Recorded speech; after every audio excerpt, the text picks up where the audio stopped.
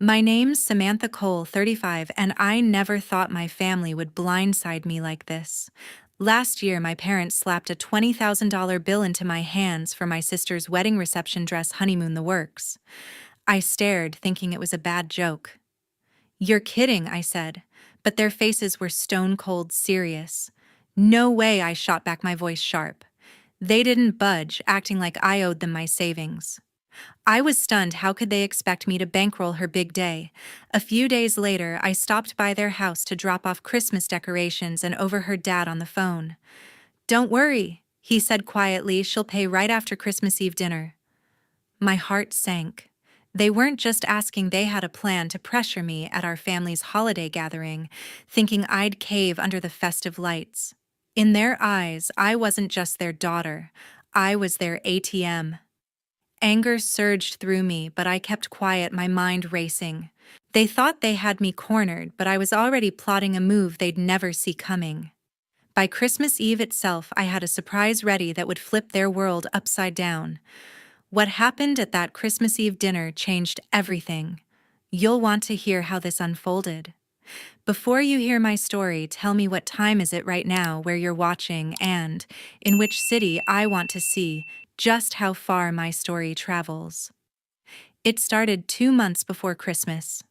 I'm 35, living in Springfield, Missouri, where I've carved out a solid life.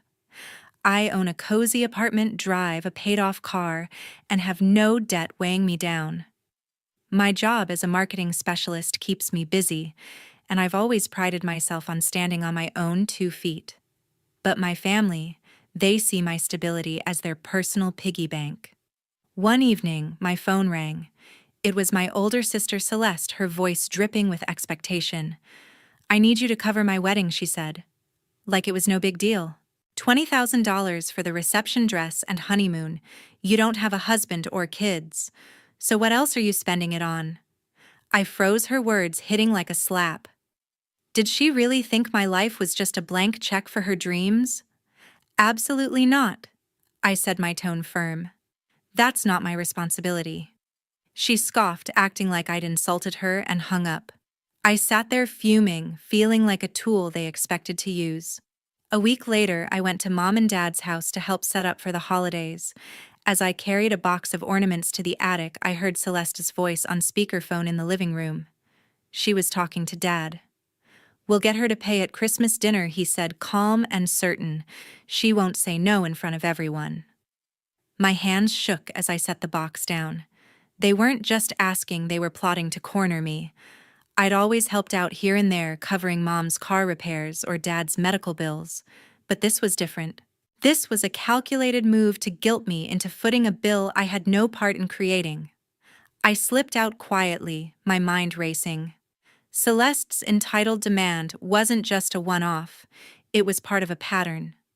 Growing up, she'd always been the one who got her way: new clothes, extra allowance, while I worked summers to buy my own. Mom and Dad never seemed to notice, always quick to praise her, while I was just expected to keep up. Now they were teaming up to squeeze me for a wedding I didn't even want to attend. The more I thought about it, the angrier I got. I wasn't some ATM they could tap whenever they wanted.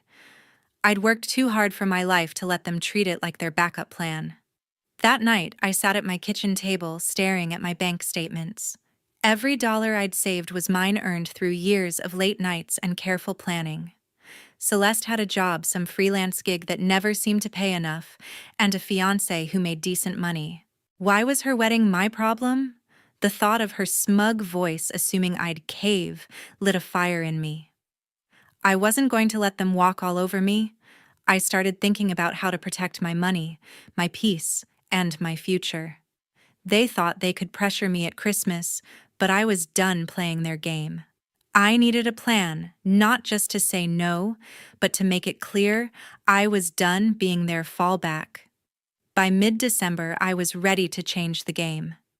I'd spent too long letting my family treat me like their personal bank, and their plan to corner me at Christmas dinner was the last straw. I wasn't going to fund Celeste's wedding, and I was done letting them pull my strings. It was time to take back control. First, I tackled the financial ties. Years ago, I'd opened a joint bank account with Celeste to help her through a rough patch, paying her rent, covering her car repairs when she couldn't. It was a mistake I'd regretted ever since. She'd never paid me back, always promising next month while spending on designer bags and dinners out. I called my bank and told them to close the account. "Are you sure?" the teller asked, her voice hesitant. "Absolutely," I replied, feeling a weight lift. I also stopped the automatic payments I'd been making for her phone bill. It felt like cutting a chain that had been dragging me down for years. My money was mine again, and I wasn't going to let her touch another cent. Next, I sat down to write the letter. I wanted it to be clear, direct, and impossible to misunderstand. I typed out every word with purpose. I wasn't paying for the wedding. Not the reception, not the dress, not the honeymoon. I explained how their demand was unfair, how I'd worked hard for my savings, and how I deserved to live my life without being their fallback plan. I printed it, folded it into an envelope, and tucked it into my purse. My plan was to deliver it at Mom and Dad's Christmas dinner on December 25th. They thought they'd pressure me in front of everyone, but I was going to turn their scheme upside down. As Christmas approached, I rehearsed what I'd say. I wasn't nervous, just determined. I'd spent years swallowing my frustration, nodding along to keep the peace. But peace at the cost of my dignity wasn't worth it. I pictured Celeste's smug smile, Dad's confident tone when he said I'd pay Mom's silent agreement. They expected me to cave under the holiday cheer, surrounded by family and the clink of wine glasses. I wasn't going to let that happen. I kept my plan secret, not even hinting to anyone. Every night, I read over my letter, tweaking a word here or there, making sure it hit hard, but stayed calm. I wanted them to feel the weight of my decision without giving them room to twist my words. December 25th arrived crisp and cold. I drove to Mom and Dad's house, the envelope burning a hole in my purse. The dining room was packed with relatives, the table loaded with turkey, mashed potatoes, and cranberry sauce. Everyone was laughing, passing dishes, pretending we were one big, happy family. Celeste sat across from me, her engagement ring glinting under the lights, chatting about her wedding plans like they were already paid for. Dad carved the turkey, joking about the holidays. Mom fussed over the table settings, avoiding my eyes. I waited until dessert, when the conversation slowed and the room felt warm and quiet. I stood up, my heart steady. "I have something to say," I announced, pulling the envelope from my purse. I handed it to Celeste, who frowned, confused. "Read it," I said, my voice even. She tore it open, her eyes scanning the page. Her face went pale, then red. Dad leaned over, grabbing the letter. "What is this?" he demanded, his voice sharp. Mom's fork clattered onto her plate. I didn't flinch. "I'm not paying for the wedding," I said, looking straight at Celeste. "I'm done being your bank." The room went silent. Celeste's jaw dropped, her eyes narrowing. "You're so selfish?" She spat, her voice shaking. Dad slammed the letter on the table. "After everything we've done for you," he shouted. Mom just stared, her hands trembling. The other relatives looked away, awkward. I expected their anger, but it didn't shake me. "I've given enough," I said, my tone firm. "This is my line." Celeste started yelling, accusing me of ruining her big day. Dad joined in, calling me ungrateful. Mom finally spoke, her voice weak. "Can't we talk about this?" she pleaded. I shook my head. "There's nothing to discuss." I grabbed my coat and walked to the door. Celeste's voice followed me, shrill and furious. "You'll regret this," she screamed. Dad muttered something about family loyalty. I didn't look back. The cold air hit my face as I stepped outside my car, waiting in the driveway. I'd said what I needed to say. The letter was my stand, my way of reclaiming my life. They could be mad, but I was free. I drove home, my hands steady on the wheel, knowing I'd just changed everything. The day after Christmas, my phone was flooded with messages. I woke up to a barrage of notifications, each one a jab from my family. Celeste's texts came first, sharp and venomous. "You're so selfish," she wrote. "How could you humiliate me like that?" Another message followed. You think you're better than us, don't you? I stared at the screen, my coffee growing cold. Her words stung, but I wasn't surprised. Celeste had always known how to twist things, making herself the victim while I was the villain. I didn't reply. Responding would only fuel her fire, and I was done playing her games. By noon, things escalated. I opened Facebook and saw Celeste's public post pinned to the top of her profile. Some people care more about money than family, it read. My sister would rather let my wedding fall apart than help out. So much for family happiness. The post had dozens of likes and comments, mostly from her friends, piling on with, "That's awful, and what kind of sister does that?" My stomach twisted. She wasn't just venting, she was painting me as the monster who'd ruined her big day. I scrolled through the comments, each one a knife. People who barely knew me were calling me heartless, greedy, a disgrace. I wanted to scream to set the record straight, but I bit my tongue. Engaging would only make it worse. Then the local gossip started.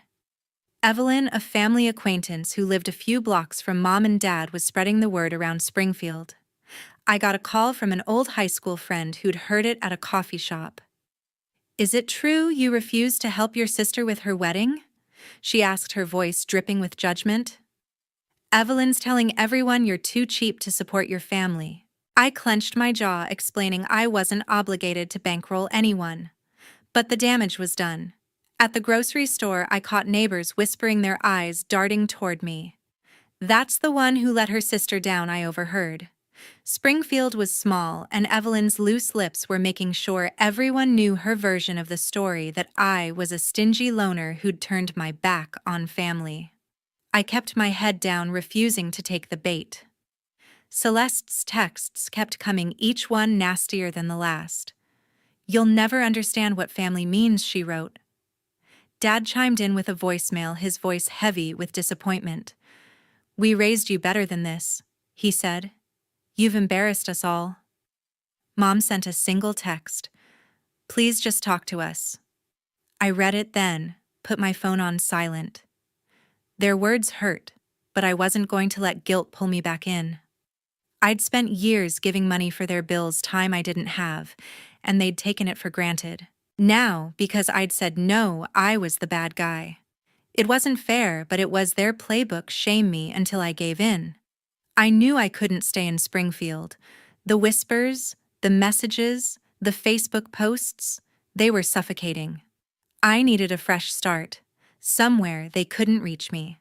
That's when I decided to leave.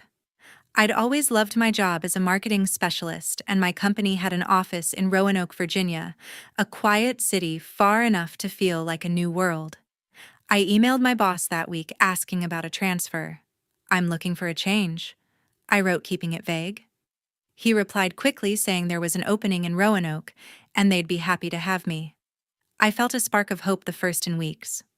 Moving wasn't just about escaping, it was about building a life where I called the shots. I spent the next few days researching apartments in Roanoke, scrolling through listings for one-bedroom places with big windows and quiet streets. I didn't tell anyone in my family about my plans. Celeste was too busy playing the victim online, and Dad and Mom were still stewing over my letter. Evelyn's rumors kept spreading, but I tuned them out. I wasn't going to waste my energy fighting lies. My focus was on the future, packing up my life, tying up loose ends at work, and getting ready for a new chapter. Springfield had been my home, but it was starting to feel like a cage. I wasn't running away. I was choosing myself.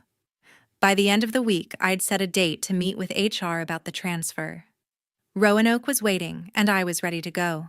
By February, I was packing for Roanoke. My company had greenlit my transfer, and I'd found a one-bedroom apartment online, a cozy place with a view of the Blue Ridge Mountains. I spent my evenings boxing up books, clothes, and dishes, each item a step toward a new life.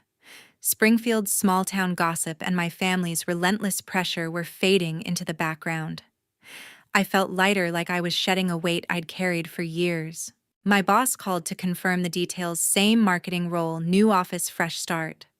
I signed the lease electronically, wired the deposit, and started mapping out my move. Roanoke wasn't just a new city, It was my chance to rebuild without my family's shadow. I met Jacob, my best friend, for coffee before I left. We sat at a quiet diner away from Springfield's prying eyes. "You're doing the right thing," he said, stirring his coffee. "Your family's been using you for too long. Cut them off for good." His words hit home. Jacob had seen how Celeste drained me, how Mom and Dad always took her side. He'd been there when I'd vented about paying her bills only to watch her blow money on things she didn't need. "You deserve to live for yourself," he added. I nodded, grateful for his support. He wasn't just cheering me on, he was reminding me why I needed to let go. I promised to stay in touch, and we hugged before I headed back to pack. A few days later, I got a strange envelope in the mail. It was from Dad, but the handwriting looked like Celeste's. Inside was a document labeled Family Fund Agreement. My heart sank as I read it, a contract demanding I pay $25,000 a year into a so-called family fund supposedly for Mom and Dad's retirement. The signatures, Dad's and Celeste's, looked too perfect, almost forged. It claimed I'd agreed to this during a family meeting I'd never attended. I felt a chill. This wasn't just another demand. It was a calculated move to trap me. They'd gone from guilt-tripping me to outright deception. I called my bank to confirm no new accounts had been opened in my name.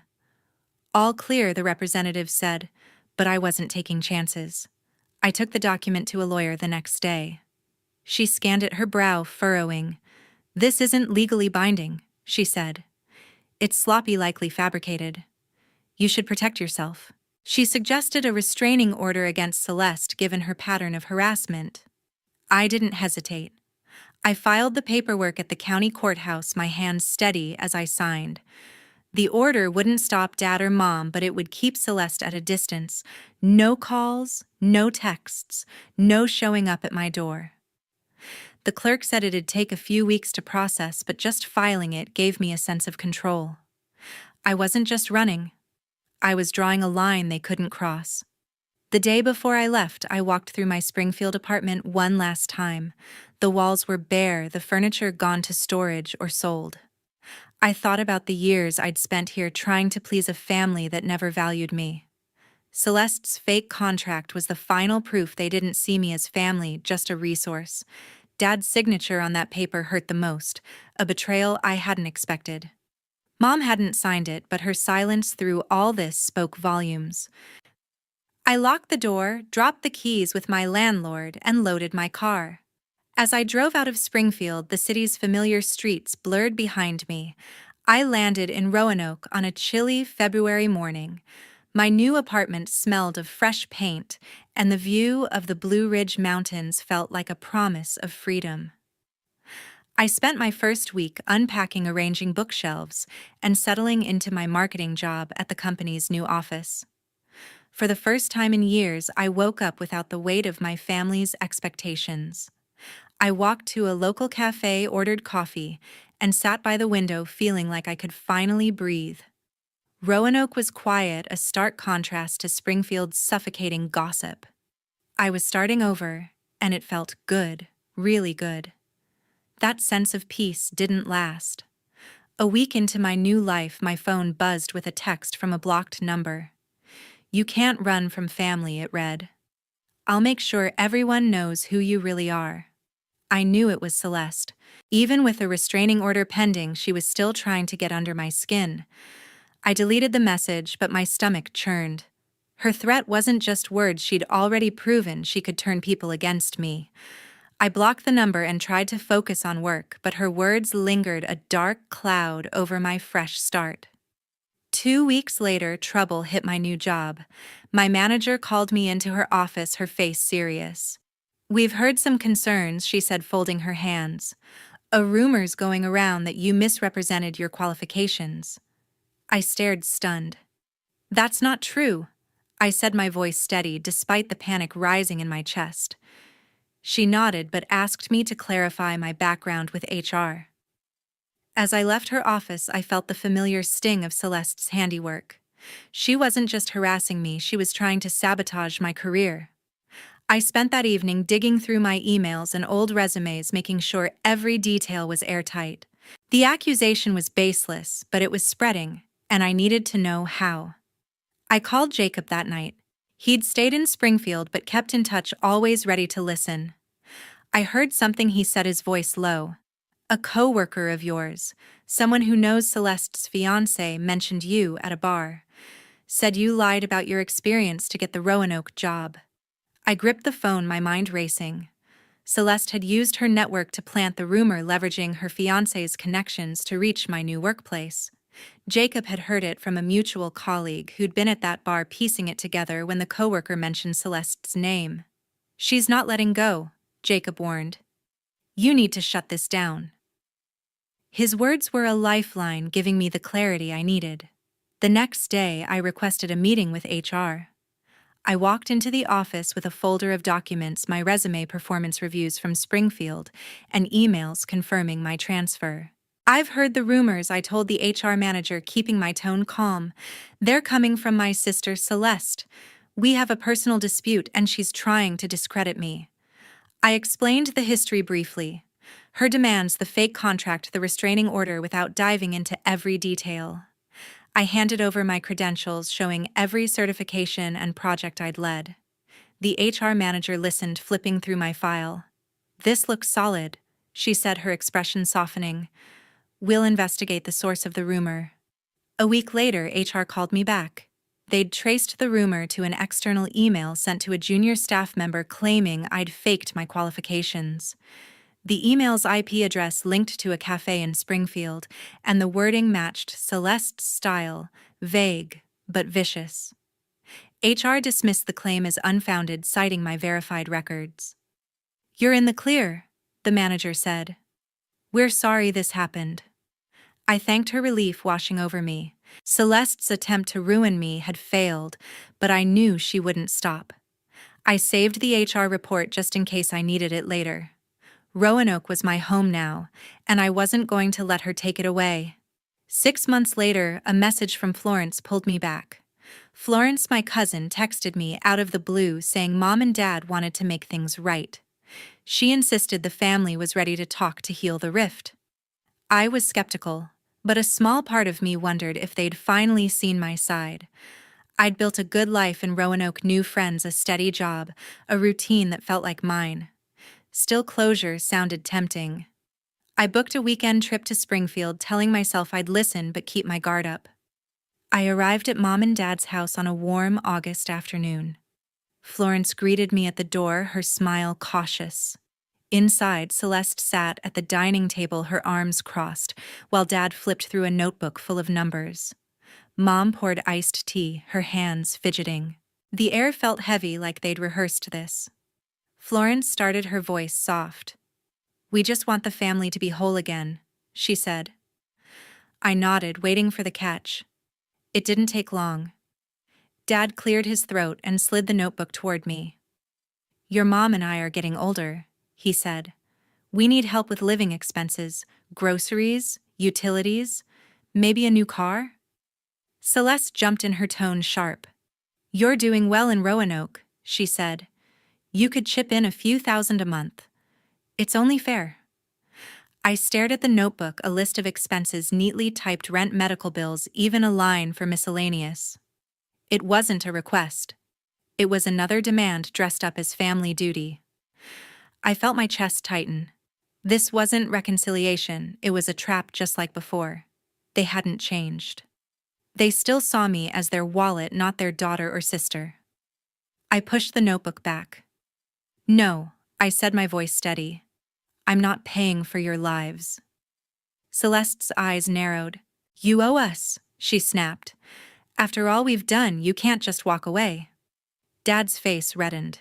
"This is about family responsibility," he said, his voice rising. Mom looked down, silent as always. Florence tried to mediate, saying, "Let's calm down," but I'd heard enough. I stood my chair, scraping the floor. "I've given you years of my time and money," I said, looking at Celeste, then Dad. "I'm done. This is the last time we're having this conversation." Celeste stood too, her voice venomous. "You'll regret turning your back on us," she said. Dad shook his head, muttering about ingratitude. Mom finally spoke, her voice trembling. "Can't you just help a little?" she asked. I looked at her, wishing she'd stood up for me just once. "I've helped enough," I replied. I walked to the door, my heart pounding but my resolve firm. Florence followed, apologizing, but I waved her off. "It's not your fault," I told her. I stepped outside, the summer heat wrapping around me, and didn't look back. I drove straight to a hotel, unwilling to stay in Springfield another night. My phone buzzed with texts from Celeste. More accusations, more guilt trips. I blocked her number for good. Dad sent a single message. "You're making a mistake." I deleted it. Mom didn't reach out, and that hurt more than I expected. I thought about the years I'd spent trying to please them, always hoping they'd see me as more than a resource. They never did. I checked out of the hotel the next morning and drove back to Roanoke, the miles between us growing with every turn of the wheel. Roanoke welcomed me back with its quiet streets and mountain views. I walked into my apartment, dropped my bag, and felt a weight lift. Springfield was my past, a chapter I'd finally closed. I wasn't running anymore. I was choosing my own path. My job was waiting. My friends were there, and my life was mine. I'd faced my family one last time and walked away whole. They could keep their demands and their drama. I was free, and I wasn't going back. A year after I left, I got an update from a mutual friend. Celeste had lost her job at the marketing firm where she'd worked for years. Apparently, her habit of spreading false rumors caught up with her. A colleague uncovered evidence that Celeste had fabricated stories about coworkers to climb the ranks, and the company fired her after an investigation. I wasn't surprised. Her lies had nearly cost me my career in Roanoke, so it felt like justice that her actions finally had consequences. I didn't feel joy, just a quiet sense of closure, knowing she couldn't hurt me anymore. The friend also told me about Dad and Mom. Without my financial support, they were struggling to make ends meet. Their pension barely covered the basics: groceries, utilities, and a modest apartment. They'd sold their old car and moved to a smaller place outside Springfield. I felt a pang of guilt, but it passed quickly. They'd chosen to side with Celeste, expecting me to bankroll their lives. Now they were living with the reality of those choices. I wished them no harm, but I wasn't responsible for fixing their problems. In Roanoke, my life was flourishing. I'd been promoted to senior marketing manager, a role that challenged me and gave me purpose. I loved leading projects, brainstorming with my team, and seeing my ideas come to life. Outside work, I'd found a tight-knit group of friends. We'd hike the Blue Ridge trails on weekends, share dinners at local restaurants, and laugh over coffee about the little things. My apartment, once just a fresh start, now felt like home, filled with books, plants, and memories I'd made on my terms. I was living for myself, and it felt liberating. Looking back, I learned hard lessons. Setting boundaries with people who take advantage of you isn't selfish, it's survival. My family saw my kindness as weakness, but saying no gave me strength. Prioritizing my mental health meant walking away from toxic ties, even if it hurt. I used to think family meant obligation, but now I know it's about mutual respect. Cutting them off wasn't easy, but it was the only way to protect my peace. I hope my story resonates with anyone facing similar struggles. Know that you're not alone, and it's okay to choose yourself. To everyone who's followed this journey, thank you for listening. Your support means more than you know. I'd love to hear your thoughts in the comments. Have you ever had to set boundaries with family? How did you find the courage to put yourself first? Share your stories, and let's keep this conversation going.